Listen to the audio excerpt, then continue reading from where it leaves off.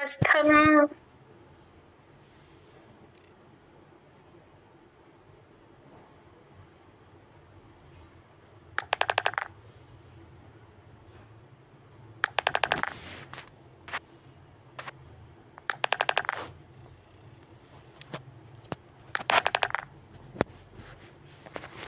शशिकोटिद्युतिधरम् परं शम्भुं वन्दे परं शम्भुं वन्दे परं शम्भुं वन्दे परं शम्भुं वन्दे परिमिलितपार्श्वं परचिता परिमिलितपार्श्वं परचिता परिमिलितपार्श्वं परचिता परिमिलितपार्श्वं परचिता यमाराध्यन् भक्त्या यमाराध्यन् भक्त्या यमाराध्यन् भक्त्या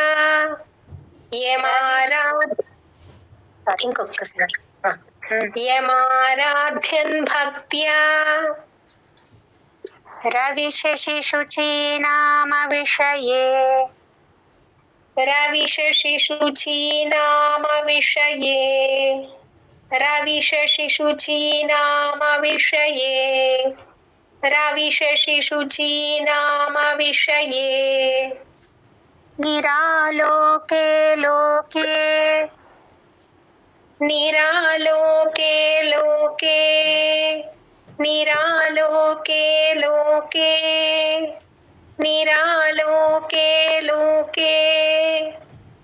निवसति हि भालोकभुवने निवसति हि भालोकभुवने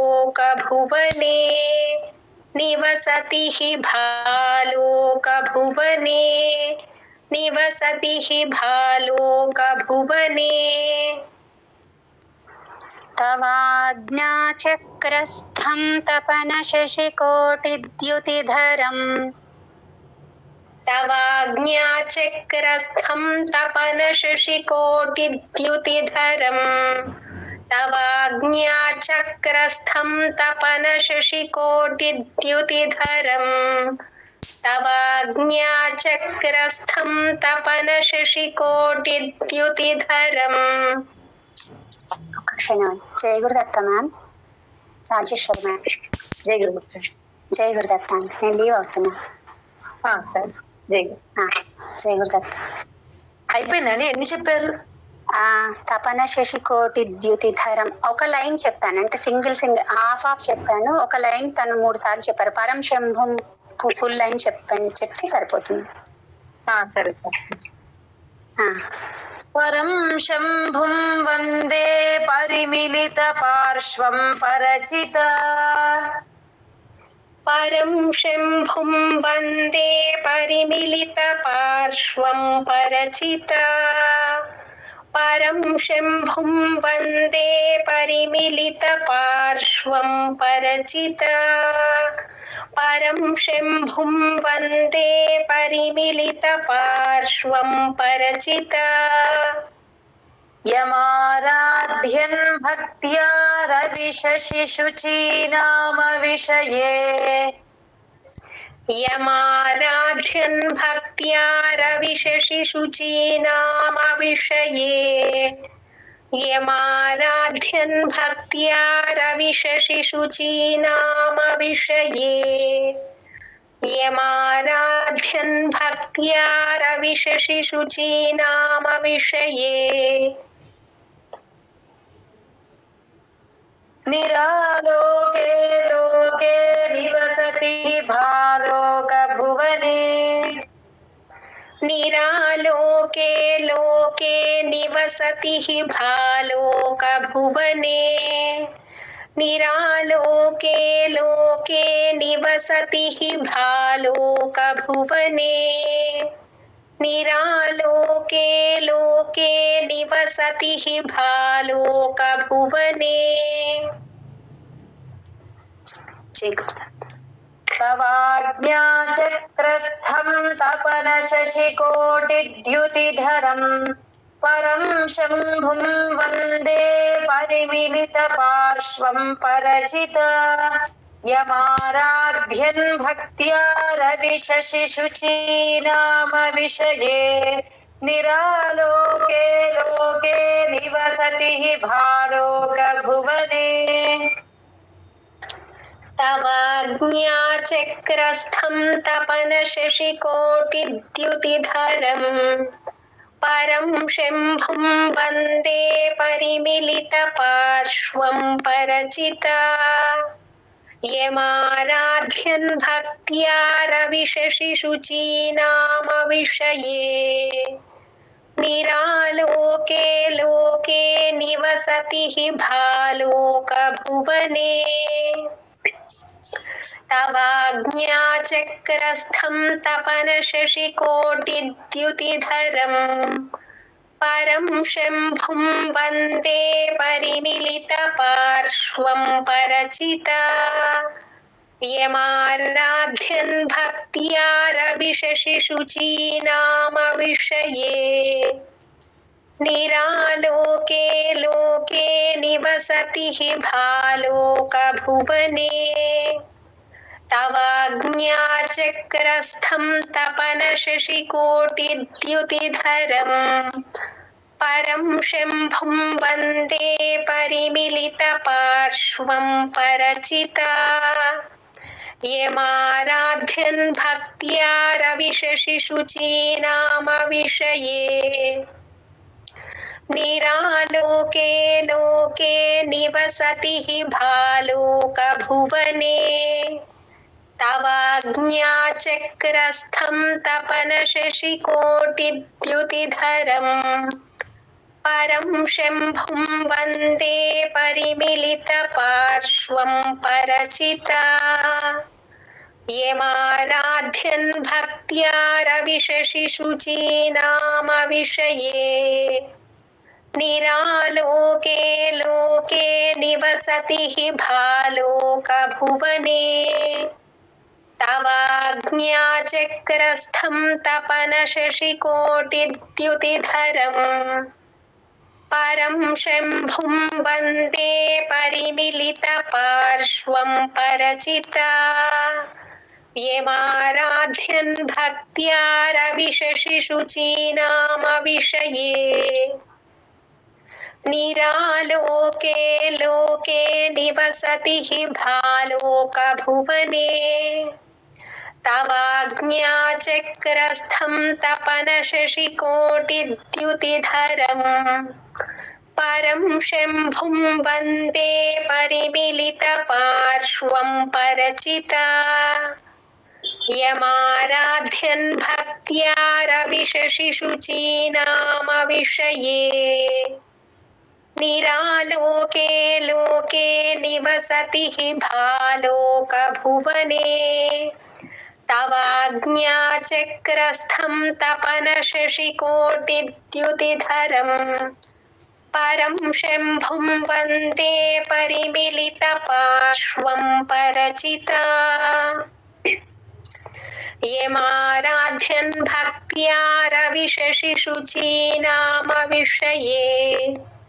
निरालोके लोके निवसति हि भालोकभुवने।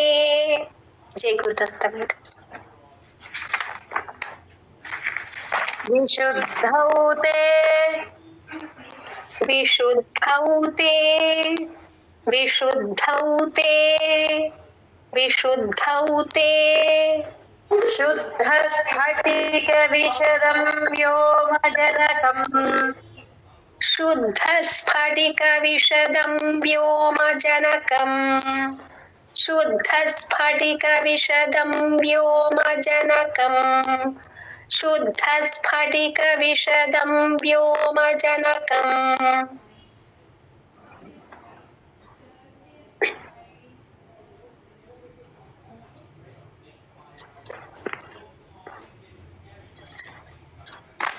शिवं सेवे देवीमपि शिवं सेवे देवीमपि शिवं सेवे देवीमपि शिवं सेवे देवीमपि शिवसमानव्यवसिताम् शिवसमानव्यवसिताम् शिवसमानव्यवसिताम् शिवसमानव्यवसिताम् ययोः कान्त्यायान्त्या शशिकिरण ययोः कान्त्यायान्त्या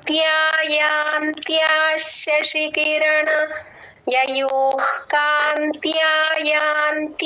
शशिकिरण ययोः कान्त्यायान्त्या शशिकिरण सारूप्यसरणेः सारूप्यसरणेः सारूप्यसरणेः सारूप्यसरणेः विधूतान्तर्ध्वान्ता विधूतान्तर्ध्वान्ता विधूतान्तर्ध्वान्ता विधूतान्तर्ध्वान्ता विलसति चकोरीव जगति विलसति चकोरीव जगति विलसति चकोरीव जगति विलसति चकोरीव जगति विशुद्धौ ते शुद्धस्फटिकविशदं व्योमजनकम् विशुद्धौ ते शुद्धस्फटिकविशदं व्योमजनकम् विशुद्धौ ते शुद्धस्फटिकविशदं व्योमजनकम् विशुद्धौ ते शुद्धस्फटिकविशदं व्योमजनकम् शिवं सेवे देवीमपि शिवसमानव्यवसिताम् शिवं सेवे देवीमपि शिवसमानव्यवसिताम् शिवं सेवे देवीमपि शिवसमानव्यवसिताम् शिवं सेवे देवीमपि शिवसमानव्यवसिताम् ययोः कान्त्यायान्त्या शशिकिरणसारूप्यसरणेः ययोः कान्त्यायान्त्या शशिकिरणसारूप्यसरणेः ययोः कान्त्यायान्त्या शशिकिरणसारूप्यसरणेः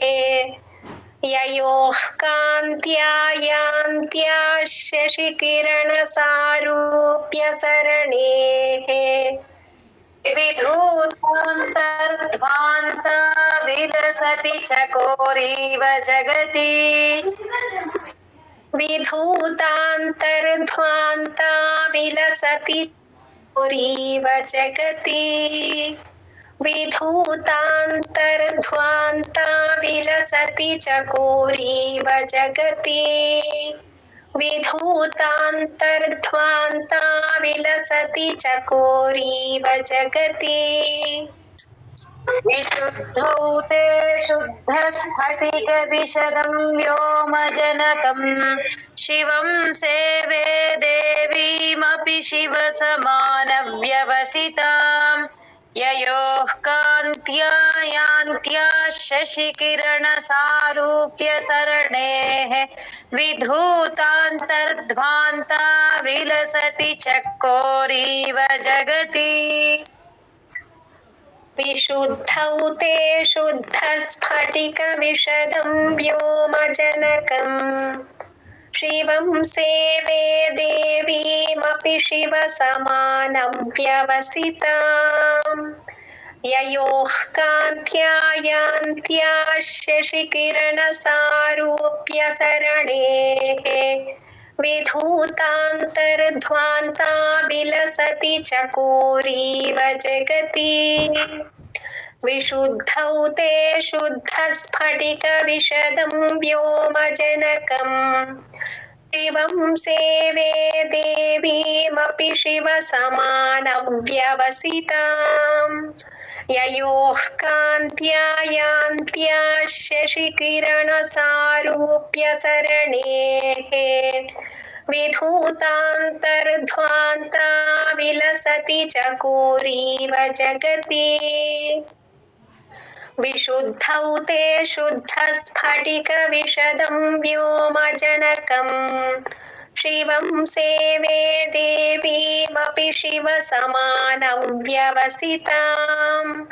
ययोः कान्त्या यान्त्या शशिकिरणसारूप्य सरणेः विधूतान्तर्ध्वान्ता विलसति चकोरीव जगति विशुद्धौ ते शुद्धस्फटिकविशदं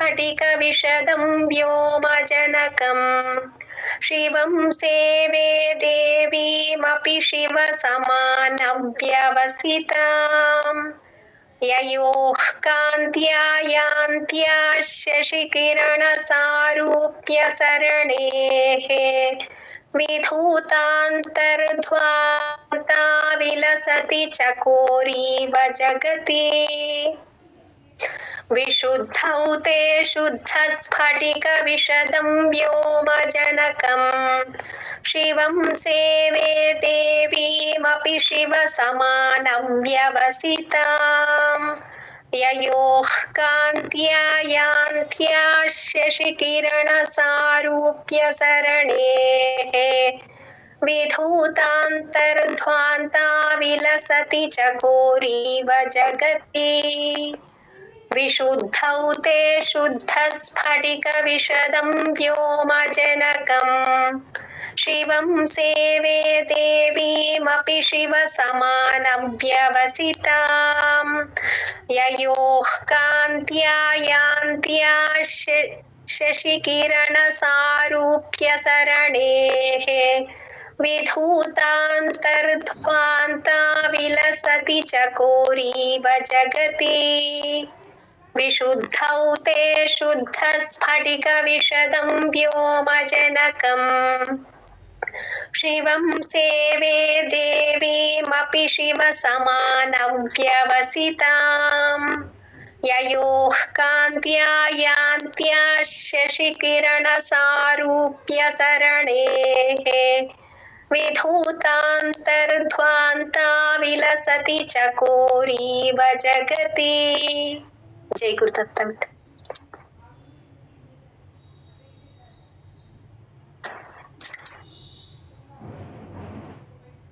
समुन्मीलत संवित कमल समुन्मीलत संवित कमल समुन्मीलत संवित कमल समुन्मीलत संवित कमल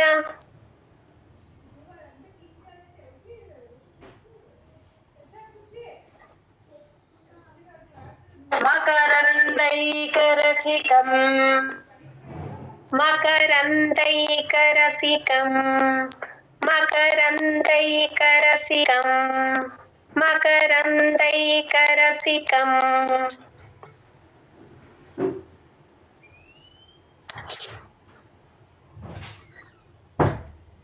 भजेऽहं सद्वन्द्वम् भजेऽहं सद्वन्द्वम् भजेऽहं सद्वन्द्वम्